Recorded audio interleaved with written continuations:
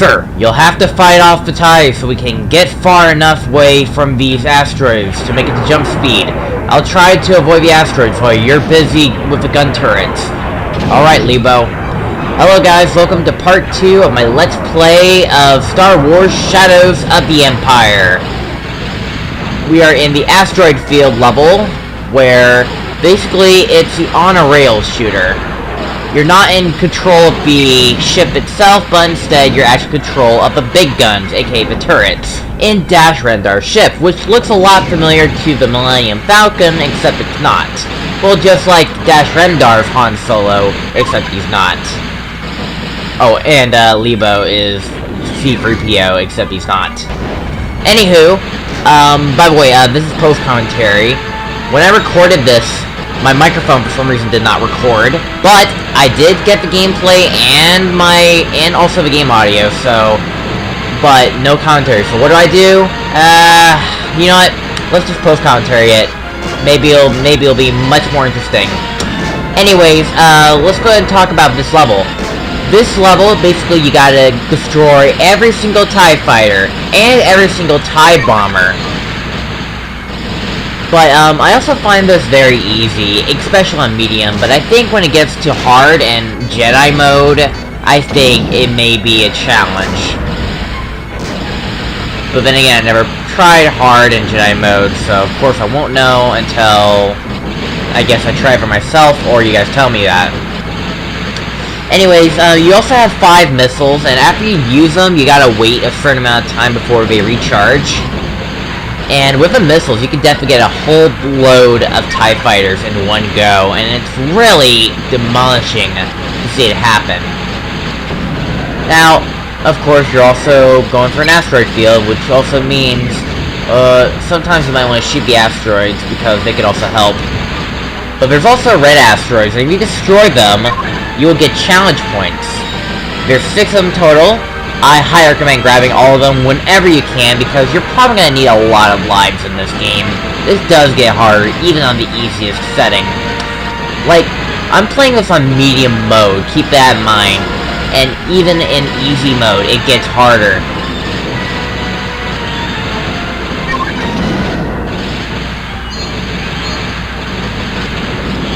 The TIE fighters would usually just try to ram into your ship. I don't think they fired at all. All they did is just ram into you. And the bombers will slowly approach you, and they'll try to fire their bombs, which are green smoke. And I don't know if it's just me, but I feel like that the bombers just take more hits. But then that's just me. Next thing I'm going to talk about is how this game fits into the canon storyline. Well, at least that was canon until Disney bought Star Wars. Now, this game is supposed to take place in between Revenge of the Empire. No, The Empire Strikes Back, and Return of the Jedi. Though this game does in fact begin with Empire. With the first 3 levels, starting with Hoth, the base inside Hoth, and the asteroid field. This takes place before, or at least during the events of Empire. But after this level, we're actually going to be going fast forwarding to the future, where after Han Solo gets frozen in carbonite, spoilers if you haven't watched the original trilogy, which I don't know how at this point, we're going to be finding out what happens after Revenge, The Empire Strikes Back, so, yeah. But anyways, there's not that much to say about this level. It's just an on-rails shooter. You're mostly in control of the turrets. All you have to do is just survive till the very end, and there you go.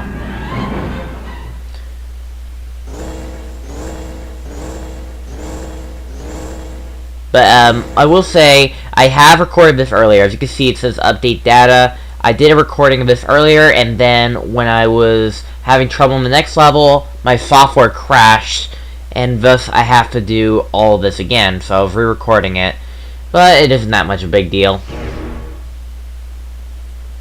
Alright, so now let's see what the events lie next. Part 2. In search of Boba Fett. A rivalry bounty hunter has forced Boba Fett into hiding before he could deliver his prize, but frozen Han Solo to the vile gangster Jabba the Hutt. As Luke Skywalker and road mercenary Dash Rendar search for Boba Fett, a sinister new figure emerges from the other world. A cunning, ruthless head of a pro-Vedic crime syndicate, Black Sun, plots to ensure young Skywalker and replaces Lord Vader as the Emperor's right hand.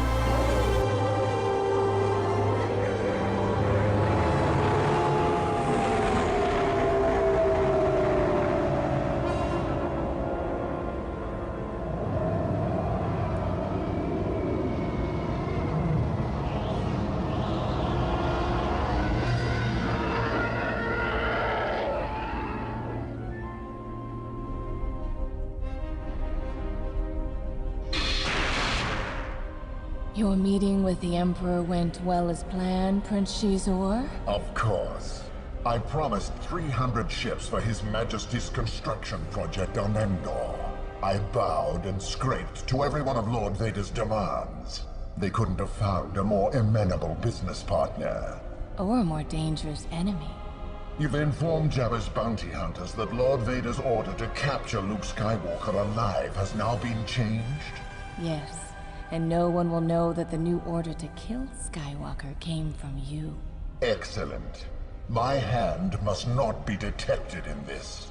Vader will surely suffer the Emperor's wrath when he fails to deliver Skywalker alive, as promised. With both of them out of our way, and the Emperor's growing dependence on Black Sun's substantial resources, there is no limit to the power I will attain.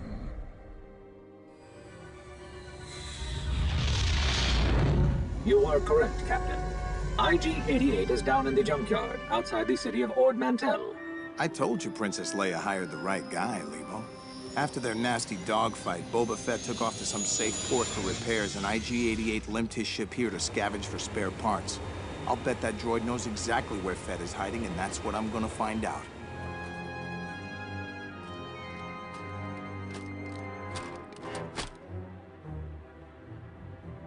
Come in, Lebo. Did the scanners find IG-88's exact location?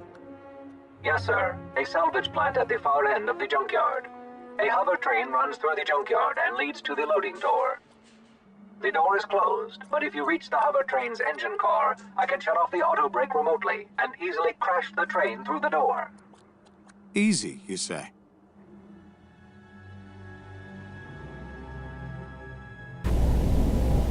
Alright.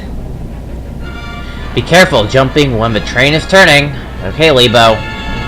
Anyways, welcome to the train level. Oh boy, this level. It's all about precise jumps and precise ducking and also grabbing every single life that can help you in future levels. Because, well, this is a train level and platforming is definitely necessary for this type of thing. Anyways, this level, all you gotta do is jump over obstacles whenever you need to. And if you're not careful, then you're gonna get hurt. Also, ducking over obstacles. You can duck by pressing the down C. And I think just down C. I could be wrong, but whatever. And I made a stupid mistake right there, but I don't care. Like, anytime I do die, I'm just showing it, but whatever. I could have easily edited it out, but I don't know. Anyway, so after the events of Han Solo getting frozen in carbonite, when Boba Fett just took Han Solo away, now Dash Rendar is trying to find out where he's hiding. And his first clue is at the junkyard. I will say this level is definitely the best place. It's the best place to farm extra lives. In fact, although this run that I'm doing right now is technically really good, I feel like I could do definitely a lot better. But I'm gonna need all the lives I can get, so I think after I'm recording this, I'm gonna replay this level, and I'm gonna go ahead and grab every single life and every single charity checkpoint that I can find. Or at least all I can find. Actually, you know what? I'll probably try to get all of them. And do it without dying once. Next time when I'm doing this. So that way, I can be prepared for the next few levels up ahead. Because this game does get harder. Even on medium mode, it gets harder. I know I said that already, but that's exactly what this is about. This thing right there, definitely duck. It looks like a very ordinary object, but actually, you actually got a duck.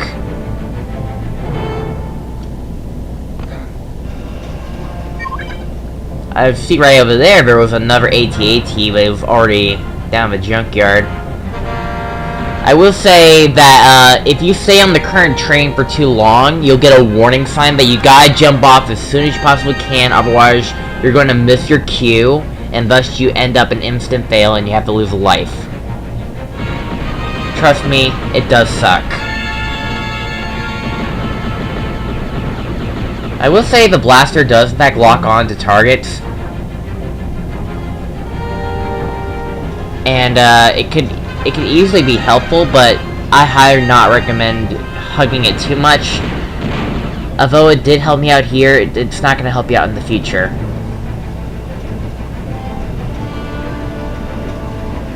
There's a lot of flying guys, there's also some turret guys that are hanging up that I don't think in easy mode they attack you, but they attack you in medium mode. Then we have these droids here. I don't know what they do. I think they fire lasers at you, but I'm not sure. They're probably just like punchers, but I don't know. I don't think I've ever ran into these guys once, mainly because I stay away from hard mode and whatever.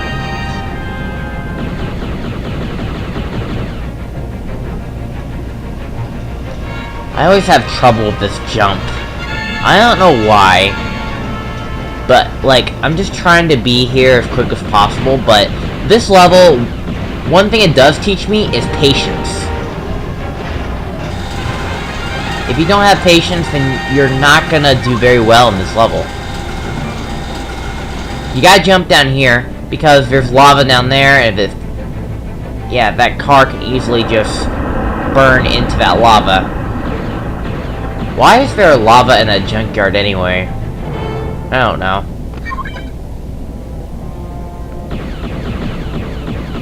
Around to the left is another of the enemy ship that was in the junkyard. I don't see any lasers. What am I getting hit by? I don't know. As you can see here, my auto laser just connected to that train, and it was trying to shoot at an enemy that I will eventually shoot later. But yeah, it's doing it again. It's auto-locking to a train that is clearly far away. Even Dash Rendar can see through walls. And then here's these guys, who sounds like a lot like Chewie. I don't know what these creatures are, but they sound a lot like Chewie, Chewbacca, and everything else. People in the comments, let me know what exactly these creatures are. I think these are these type of... I forgot. Also, I was stupid right there. My controller was, for some reason, bugging up. Like, the analog stick... When I let go of the analog stick, it was still holding up for some reason. And, I panicked, and then I fell off the train. And I think I've done that twice, too. Oh, actually, right here. I swore I pressed the jump button. But I feel like there's some glitches on my controller. I don't know why. This is not a very emphatic run, but anything that does to make this a little bit easier, I guess, works. I think right here I also hold up again. I panicked. I did panic, and I fell again. Look at that. I think maybe I should get a new controller, because I think my controller, my Xbox controller that I got from the mall that works for PC games as well, is completely failing on me. I feel like I should definitely get a new controller. Like, every once in a while, once I do get a new controller, like every once in a while when I have a controller, it will only last for a few months until there's a glitch on it, or a button just sticks still and doesn't want to activate again.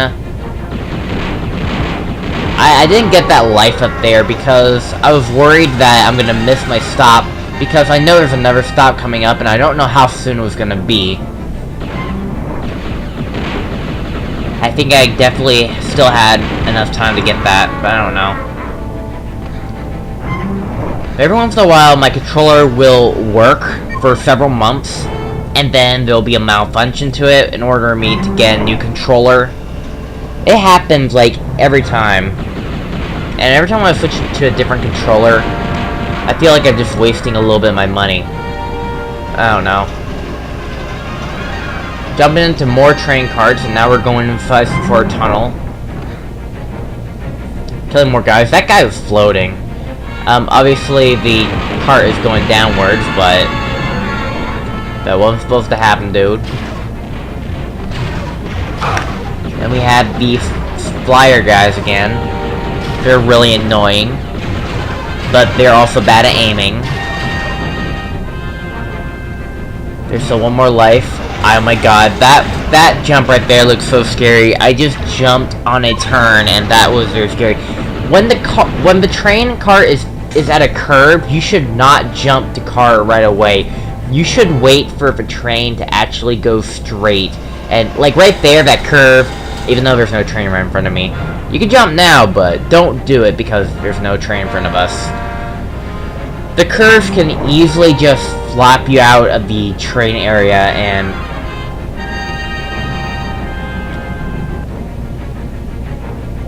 this level is pretty much designed where you actually need to be on the train carts in order to actually stay alive. Because if you land on either the railroad or anything else in this level, then, well, you're dead. You're just dead. Jump to the next hover train. Roger that, Lebo. This is the hover train that we gotta stop onto, and that will complete this first half of this level. Okay, sir, I've taken care of the auto brake. Prepare for impact. Okay, Lebo. Alright, guys, you better hold on tight because we're gonna crash into the door.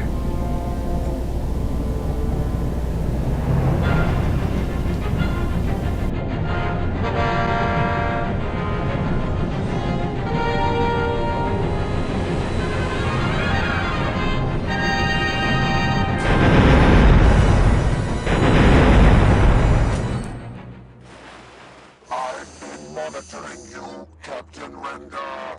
You were correct to assume that following me would lead you to Boba Fett. But you are mistaken to believe you will claim the rebel's reward for his location. You are outmatched. Sounds like you got your wires crossed, IG-88. As there is a 0% probability that you will survive this encounter, I see no risk in informing you that I have tracked my esteemed competitor to the Jar system, where he will soon lose Captain Solo to me. Now I must conclude this interruption. You will detain me no further. Alright, so now we're fighting against IG-88. This is the boss of this level. And, he's a droid. But don't let that fool you, because even a droid can kick your butt really hard.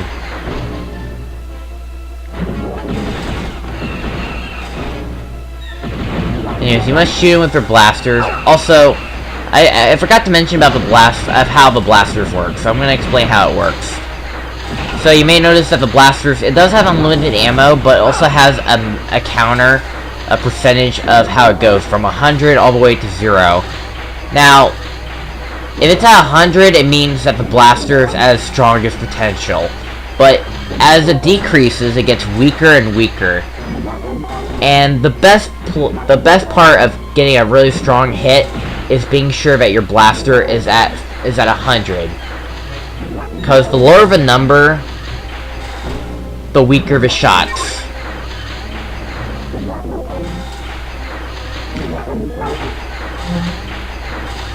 Of course, there is also some health power-ups here and there that also will help you.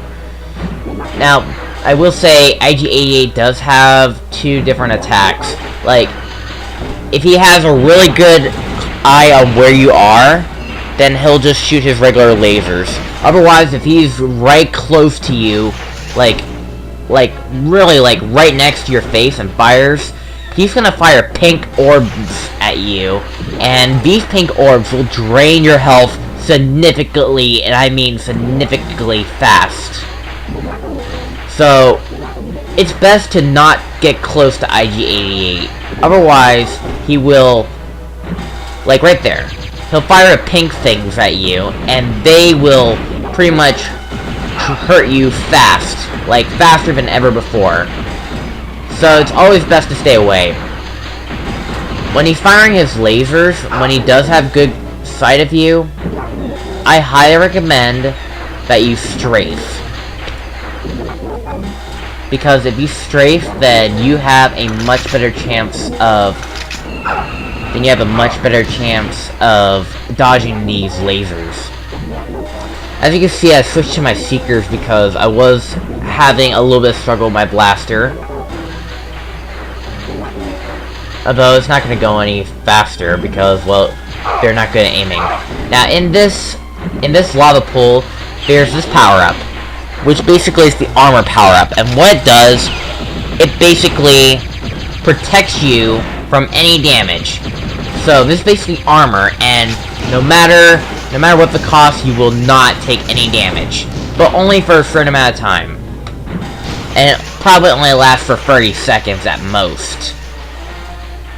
So you probably shouldn't always rely on it. I will say there was that armor ability in the ATST fight in Hoth as well, but only in easy mode. I didn't see it anywhere in medium mode, so in easy mode, that's where you'll find it in the ATST battle, but medium mode, oh, it's not there. You're going to have to fight this boss however you possibly can. If it's too hard for you, sorry. Over here, some more power-ups, such as some flamethrower, the new weapon. Last time we had some Seekers, were basically missiles. This is a flamethrower.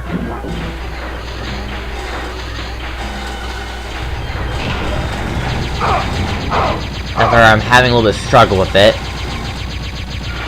Again, these pink orbs will kill you really fast. And I will, the flamethrower did deal a lot of damage there. It's not gonna help you a lot. But I will say every enemy and boss has a counter of how much percentage damage it is. And I think you can turn that off too.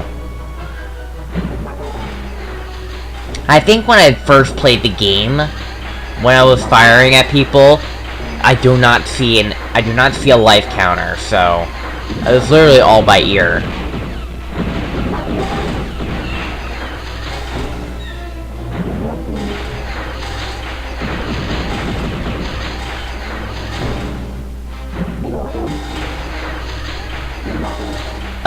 Let's see here.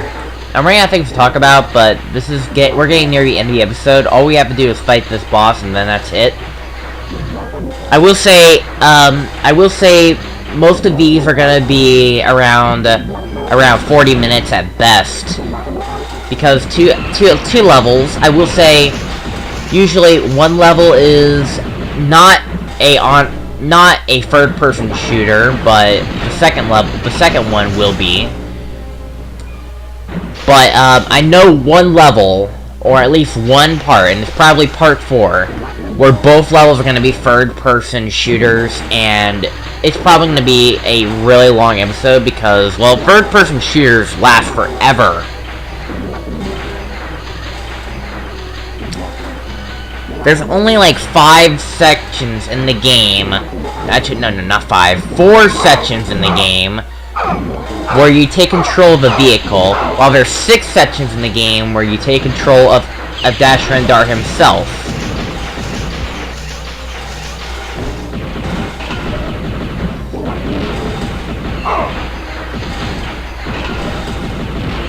Part 4 will probably be the longest.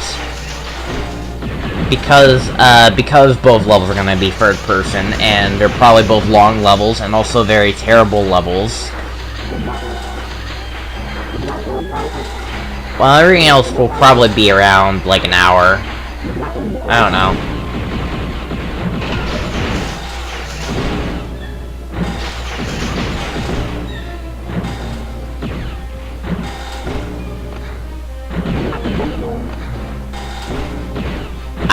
I'm running out of things to talk about. We should talk about the Han Solo movie, because it's actually coming out in a few weeks or somewhat. So what are you guys expecting from a Han Solo movie? We do know Lando's gonna be there. Han Solo's gonna be the main star. Chewie's also gonna be there as well.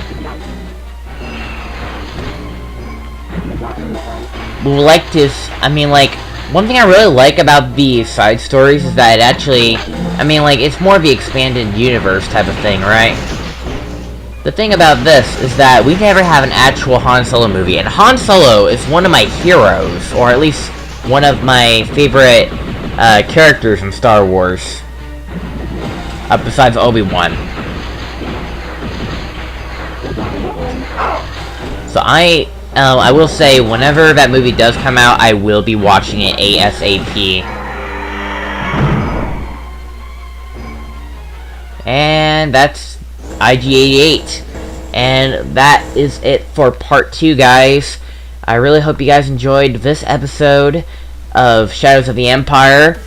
I'll see you guys next week for part 3, where we go to Mos Eisley and figure out everything else.